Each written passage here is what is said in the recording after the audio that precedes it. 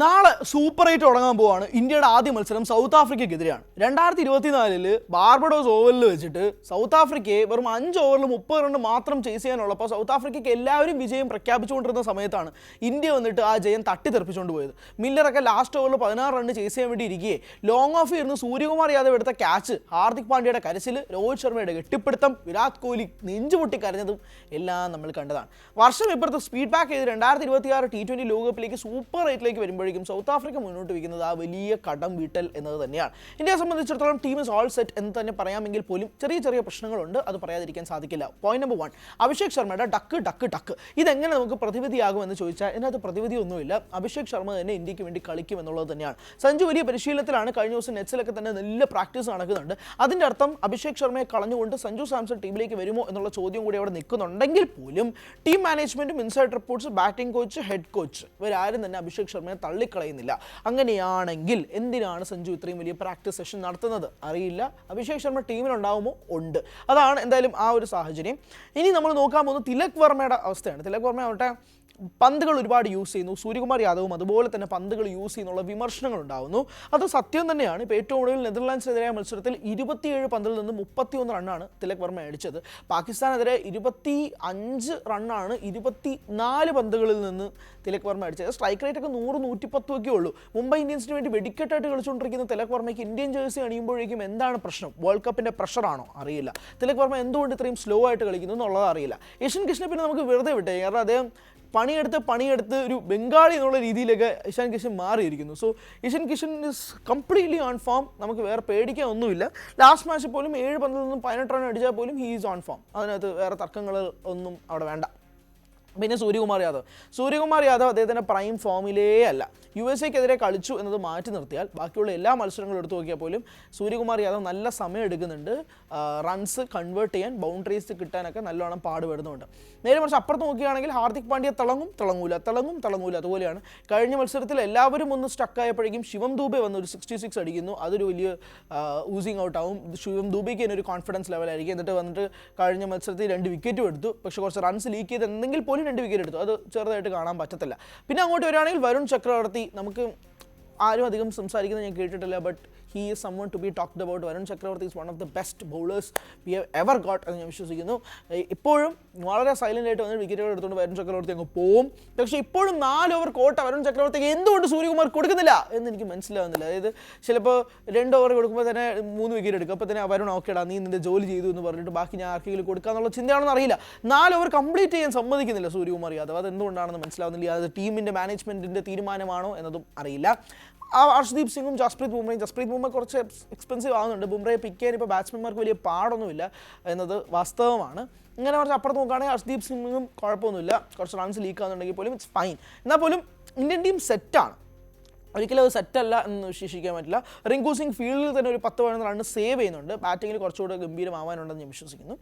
But എന്നാൽ പോലും ഗംഭീരമായിട്ട് തന്നെ ഒരു സെറ്റ് ടീമാണ് ഇന്ത്യ. നേരെ മറിച്ച് സൗത്ത് ആഫ്രിക്കയ്ക്ക് അവരുടെ ഒരു കടമുണ്ട്. ആ കടമാണ് അവരെ ഒന്ന് വലിപ്പിക്കുന്ന അല്ലെങ്കിൽ ഒരു പുഷ് ചെയ്യാനുള്ള ഏറ്റവും പ്രധാനപ്പെട്ട കാരണവുമായിട്ട് നിൽക്കുന്നത്. അപ്പോൾ ആ കടം വീട്ടുക, അതോടൊപ്പം തന്നെ ഗംഭീരമായിട്ടൊരു മാച്ച് കളിക്കുക എന്നുള്ളതാണ്. ഇപ്പോൾ വാമപ്സിൽ പോലും ഇന്ത്യയായിട്ട് സൗത്ത് ആഫ്രിക്ക പരാജയപ്പെട്ടു. പക്ഷേ ഒരു 2-10 വരെ ചേസ് ഡൗൺ ചെയ്യാൻ സൗത്ത് ആഫ്രിക്കയ്ക്ക് എത്തി എന്നുള്ളതും നമ്മൾ തള്ളിക്കളയരുത്, വാമപ്പ് ഗെയിം ആണെങ്കിൽ പോലും. അപ്പോൾ ഇവിടെ സൂപ്പർ 8 വരുമ്പോഴേക്കും കുറച്ചുകൂടെ കാര്യങ്ങൾ കടുക്കും. അഹമ്മദാബാദ് സ്റ്റേഡിയത്തിലാണ് മത്സരം നടക്കുന്നത്. വലിയ സ്റ്റേഡിയമാണ്, വലിയ ഗ്രൗണ്ടാണ്. പക്ഷേ ബാറ്റിംഗ് സർഫസാണ്. അതാണ് ഏറ്റവും പ്രധാനപ്പെട്ട കാര്യം. ടോസ് നേടുന്ന ടീം ബാറ്റിംഗ് തിരഞ്ഞെടുക്കുക. വേറെ ചോദ്യവും പറച്ചിലും ഒന്നുമില്ല അതിനകത്ത്. ബാറ്റിംഗ് തിരഞ്ഞെടുക്കുക, പോസ്റ്റ് ഒരു 210, 220 സ്കോർ പോസ്റ്റ് ചെയ്യും. ഇപ്പോൾ നെതർലൻഡ്സിനെതിരെ മത്സരത്തിൽ ഞാൻ ഗംഭീരമായിട്ട് നെതർലൻഡ്സിനെ പുകഴ്ത്താനുള്ള കാരണം എന്ന് പറഞ്ഞാൽ ഇതിൽ കൂടുതൽ അവരൊന്നും ചെയ്യാനില്ല. അത് ഇൻഎക്സ്പീരിയൻസ്, അവരുടെ പ്ലെയേഴ്സിനൊക്കെ തന്നെ നല്ല പ്രായമുണ്ട്. അതിനോടൊപ്പം തന്നെ അവർക്കൊരു എക്സ്പോഷർ ഇല്ല, ഒരു വേണ്ട സമയത്ത് എങ്ങനെ പ്ലേ ചെയ്യാനുള്ള ആളില്ല. എന്നിട്ട് പോലും 210 ആവറേജ് ഫസ്റ്റ് ഇന്നിംഗ് സ്കോറായ അഹമ്മദാബാദ് നരേന്ദ്രമോദി സ്റ്റേഡിയത്തിൽ 193 തളയ്ക്കാൻ നെതർലാൻഡ്സ് ബൗളർമാർക്ക് സാധിച്ചു എന്നത് നിസ്സാര കാര്യമൊന്നുമില്ല. പരാജയപ്പെട്ടത് വെറും 17 റണ്ണിനാണ്. അത്രമാത്രം സ്ട്രെങ്ത്തിൽ അവർ തിരിച്ചടിക്കാനുള്ള ശ്രമങ്ങൾ നടത്തി നെതർലൻഡ്സ്. ഒരു ഘട്ടത്തിൽ 118 for 4 എന്നതായിരുന്നു ഒരു 15 ഓവർ കഴിഞ്ഞപ്പോഴേക്കും രണ്ട് ടീമുകളും. പിന്നീട് അങ്ങോട്ട് നെതർലൻഡ്സിന് ഒരു ശിവം ദൂബെ ഇല്ലായിരുന്നു എന്നുള്ള ഒറ്റ കാരണം കൊണ്ട് മാത്രമാണ് ഇന്ത്യ 193 എടുക്കുന്ന ഒരു സാഹചര്യം ഉണ്ടായത്. അപ്പോൾ അതുവരെ 15 ഓവർ വരെ ഗംഭീരമായിട്ട് കളിച്ചുകൊണ്ടിരുന്ന രണ്ട് ടീം, എന്നിട്ട് നെതർലൻഡ്സ് ഒരു 5th ഗിയർ ഇട്ടിട്ടാണ് അവർ അത്ര എത്തിച്ചത്. സോ ഒരിക്കലും തള്ളിക്കളയാൻ പറ്റാത്ത ഒരു ടീമായിരുന്നു Netherlands. But they gave it their all. അതുകൊണ്ട് തന്നെ സൗത്ത് ആഫ്രിക്കയ്ക്കെതിരെയോ സിംബാബ്വെക്കെതിരെയോ വെസ്റ്റ് ഇൻഡീസിനെതിരെയോ ഇന്ത്യക്ക് എളുപ്പമാവില്ല എന്നത് പറയട്ടെ. USA-ക്കെതിരെ ഇന്ത്യക്ക് അനായാസ ജയമാകുമെന്ന് ആദ്യമേ അറിയാമായിരുന്നു. പാകിസ്ഥാനെതിരെ ഗംഭീരമായ വിജയം, 61 റൺസിന് വിജയം. പാകിസ്ഥാൻ ഓൾ ഔട്ടാക്കി വിട്ട് നാണം കെടുത്തി വിട്ടു. അതേപോലെ തന്നെ ഇന്ത്യ നമീബിയ മത്സരവും ഇന്ത്യക്ക് കൈപ്പിടിയിൽ ഒതുക്കാൻ കഴിയുന്ന ഒരു മത്സരം തന്നെയായിരുന്നു. പക്ഷേ ഇവിടെ വരുമ്പോഴേക്കും കുറച്ചുകൂടെ ശക്തരാണ്. സിംബാബ്വെ ഭയങ്കര ശക്തരാണ്, വെസ്റ്റ് ഇൻഡീസും നല്ല ശക്തരാണ്, സൗത്ത് ആഫ്രിക്കയും അതുപോലെ തന്നെയാണ്. അപ്പോൾ സൗത്ത് ആഫ്രിക്ക വരുമ്പോഴേക്കും അതെന്ത് മാജിക്കായിരിക്കും തീർക്കാൻ പറ്റുക എന്നൊരു പ്രധാനപ്പെട്ട ചോദ്യമുണ്ട്. സഞ്ജു ഉണ്ടാവുമോ ഇല്ലയോ എന്നുള്ളത് വളരെ പ്രധാനപ്പെട്ട ഒരു ചോദ്യം തന്നെയാണ്. സഞ്ജു ഇല്ല എന്ന് ഉറപ്പിച്ച് പറയാൻ കഴിയുന്നില്ലെങ്കിൽ പോലും സഞ്ജു ഉണ്ടാവുകയാണെങ്കിൽ ഒരു ഉറപ്പായിട്ടും ബാറ്റിംഗ് ഓർഡേഴ്സിൽ ചേഞ്ച് ഉണ്ടാവും. കാരണം അഭിഷേക് ശർമ്മയെ മാറ്റില്ല. അപ്പോൾ ഇഷാൻ കിഷൻ ഇന്നറ്റ് 3 വരുമോ, തിലക് വർമ്മ ഇന്നറ്റ് 4 വരുമോ, സൂര്യകുമാർ ഇന്നറ്റ് 5 വരുമോ, അതൊക്കെ വളരെ നിർണായകമായ ചോദ്യങ്ങൾ. എന്നിട്ട് സഞ്ജുവും അഭിഷേക് ശർമ്മയും കൂടി ഓപ്പൺ ചെയ്യുമോ, അതൊക്കെ നോക്കിക്കാണേണ്ടതാണ്. ചിലപ്പോൾ സംഭവിച്ചേക്കാം, തള്ളിക്കളയാൻ കഴിയില്ല. Because Abhishek Sharma is out of form. അത് വാസ്തവമാണ്, നിങ്ങൾ സമ്മതിച്ചേ പറ്റുള്ളൂ. 3 ഡക്കുകൾ അടുപ്പിച്ച് വരുന്ന ഔട്ട് ഓഫ് റൺസ് കാരണമല്ല, it's because out of form തന്നെയാണ്. പക്ഷേ അഭിഷേകിനെ മാനേജ്മെൻറ്റ് തള്ളിപ്പറയില്ല, അതാണ് പ്രശ്നം. കാരണം T20 വേൾഡ് കപ്പ് റാങ്കിങ്സ് ഓരോ ആഴ്ചയും മാറിക്കൊണ്ടിരിക്കുമ്പോൾ പോലും 1ാം പൊസിഷൻ ഇപ്പോഴും ഈ 3 ഡക്ക് കഴിഞ്ഞിട്ട് പോലും അഭിഷേക് ശർമ്മ വിട്ടുകൊടുത്തിട്ടില്ല.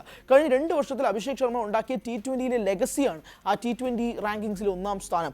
ഇഷാൻ കിഷൻ ആവട്ടെ 25ാം സ്ഥാനത്ത് നിന്നിരുന്ന വ്യക്തി 17 സ്ഥാനങ്ങൾ പുഷ് ചെയ്ത് ഇപ്പോൾ T20 ബാറ്റിങ്ങിൽ 8ാം സ്ഥാനത്ത് നിൽക്കുകയാണ്. കാരണം ഇതിൻ്റെ പ്രകടനം തന്നെയാണ്, ഗംഭീരമായ പ്രകടനമല്ല. എന്ത് ചെയ്യാൻ പറ്റും, ഒന്നും ചെയ്യാൻ പറ്റില്ല. ന്യൂസിലൻഡ് സീരീസ് അതിനോടൊപ്പം തന്നെ T20 വേൾഡ് കപ്പും കൂടെ വന്നപ്പോഴേക്കും 17 റാങ്ക്സാണ് പുഷ് ചെയ്ത് പോയത്. അഭിഷേക് ഇപ്പോഴും 1ാം സ്ഥാനത്ത് നിൽക്കുകയാണ്, ഈവൻ ആഫ്റ്റർ 3 കോൺസിക്യൂട്ടീവ് ഡക്സ്. അതും എടുത്തു പറയേണ്ടതാണ്. അപ്പോൾ അതുകൊണ്ട് തന്നെ അഭിഷേകിനെ അങ്ങ് മാറ്റുന്നതിനെ പറ്റി ടീം മാനേജ്മെൻറ്റ് അങ്ങനൊരു ഡിസിഷൻ എടുക്കില്ല.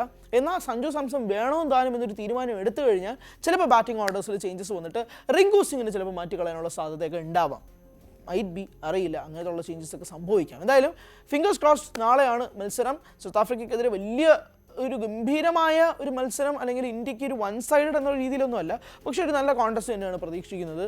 നാളെ അഹമ്മദാബാദ് സ്റ്റേഡിയത്തിൽ വരുമ്പോഴേക്കും ഫേവറേറ്റ്സ് ആയിട്ട് നിൽക്കാൻ പോകുന്നത് ഇന്ത്യയാണെന്ന് 100% പറയാം. കൂടുതൽ വാർത്തകൾക്ക് News 18 Keralam YouTube channel subscribe ചെയ്യുക.